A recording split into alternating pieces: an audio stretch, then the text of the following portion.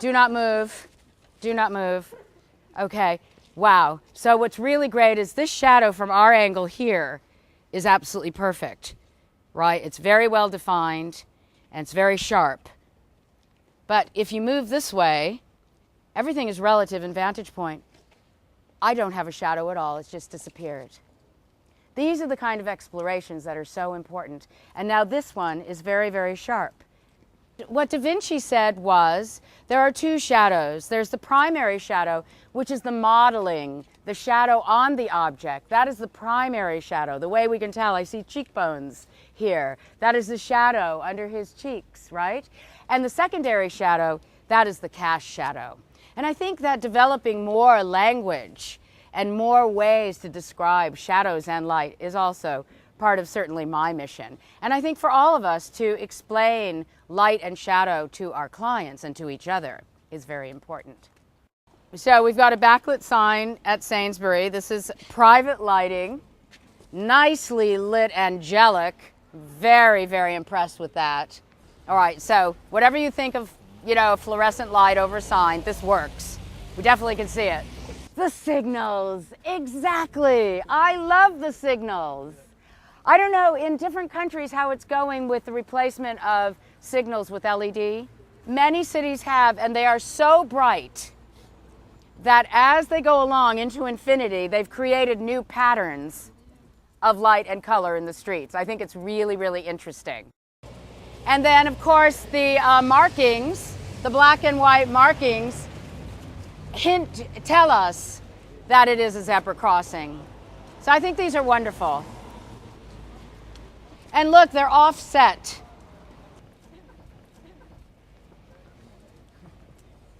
Okay, let's pick up the pace a little. And I know you're all lighting designers, so you already see all this, but in case, the sodium, the white fluorescent, the blue neon up there, we see it here because the angle of incidence is equal to the angle of reflection is equal to the angle of incidence. So really, reflections can be surprising where they appear. And then we've got the angel wings. What was here before? You know, what did it feel like before? You know, and the cattle rumbling off to Smithfield to their death, and the people driving them there. And now, snap back. Here we are in a shopping center. And these sorts of things, I hope that lighting really can activate social spaces. Perhaps in more modern ways. Perhaps it's not shops and markets. Perhaps it's games. Perhaps it's spaces to read or to lecture or to have classes at night. I don't know. But having the light in the city would help us create, if it's very, how can I say, not just turned on, not just light that's on, but a programmed space.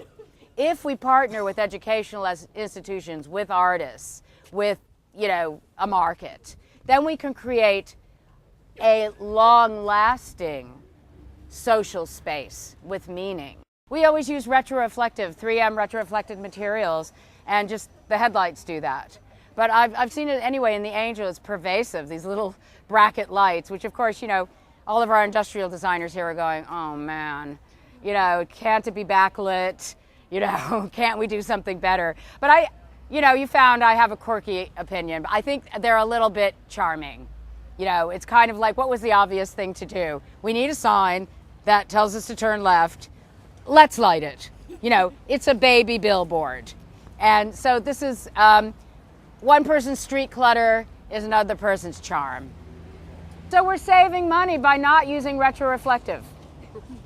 Okay, so this is like a painted or I don't know, does anyone know this is a sheet that's been laid on or something, right? And it's a film, graphic film, and it just works because of the contrast of color.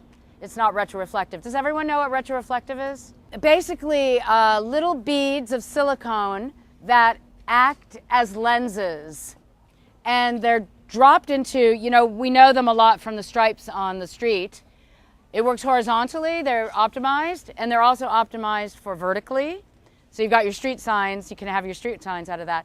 And what's really amazing about retroreflective, it's not just reflective, this is just reflective. What's amazing about retroreflective is it's actually a lens that becomes a source back to your eye. That sign is really phenomenally bright. How is that picking up the light so well? Oh, it's a fluorescent under it. So it's actually pretty well hidden, isn't it? Yeah. I just didn't see it at all. I felt like the light was coming from the sign. It's fantastic. So that's beautiful. Just because it's black as... it matches into the other finishes, yeah. And then the cylinders are pretty nice. Up and down lights. And so it's a simple design with the menus lit up as well. And a nice kind of darkened place inside. I have to say it looks more seductive and more interesting than it did during the day. You know? Because I did go by here and it looked kind of ordinary. So the shadows are created by the grate, right? So it's one of those lucky coincidences because grates aren't a happy thing. Grates are here because we don't want theft. But on the other hand, this grate creates this wonderful little pattern. We haven't seen that many of these, actually, surprisingly. Usually on my light walks, I have lots of these. I think it may be in part because the ground is wet and it doesn't allow the shadows and things to really resolve that well. Kind of pushes things apart, turns things into a sheen rather than exact shadows. So this is a really nice effect. Now, do we know why it's so blue?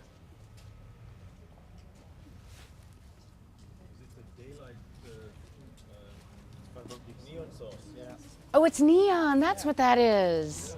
Wow, I was trying to figure out where's the fluorescent tube? Why does it look like that? So that's pretty cool. Really a kind of a magic theater, I think. Don't you? It's kind of, where's the man in the back room? And what is he doing? You know, it's like a little stage. I think it's great. It makes me want to come back. And here I love the fact that these poles, even though I think the lanterns are a lighting joke, the poles are right in the middle of the lane. And there must be some historic reason for that. I don't know what that is. And did you know that the sparkle effect is an actual scientific thing that studies have been done? At Lighting Research Institute in New York, they did a study on people's attention spans and staying awake. And what they found was that having a sparkly item, it was like a kind of an artwork, something really simple, but it had a sparkle effect. People stayed awake more, and they were more, they had a better attention span with their studies. And so I always think about that, like how could we use that sparkle effect in the public realm to kind of wake people up and to kind of keep their attention and to, you know, kind of this wake-up feeling, because really in a monochromatic world of sodium light, you know, road after road after road, you do tend to kind of want to go to sleep. So here we have, you know, the poor MR16, which is soon to die, and the objects that have a sheen to them and specular reflection, and we create some beautiful sparkle. Doesn't matter what the objects are, we don't love the objects. But the idea is that before, we had a line of light, and it created almost a soft array, and here we have a sparkle. You know, so it's beginning to talk to ourselves.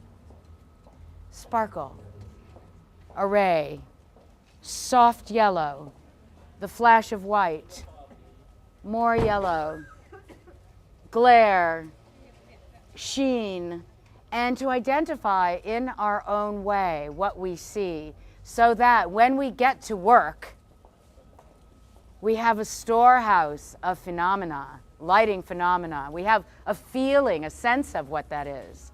Even as I look at you, I have a feeling of the modeling of your faces and this yellow that is becoming actually so normal that you look healthy now. You know, whereas a minute ago you look very sallow. So these are the kinds of present, you know, observations that we want to create for ourselves. Everybody loves sparkle. Well, let me put it this way. I haven't met anyone who doesn't like sparkle.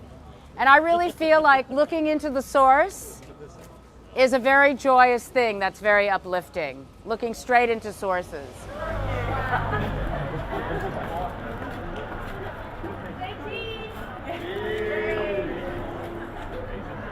Thank you. Everybody wave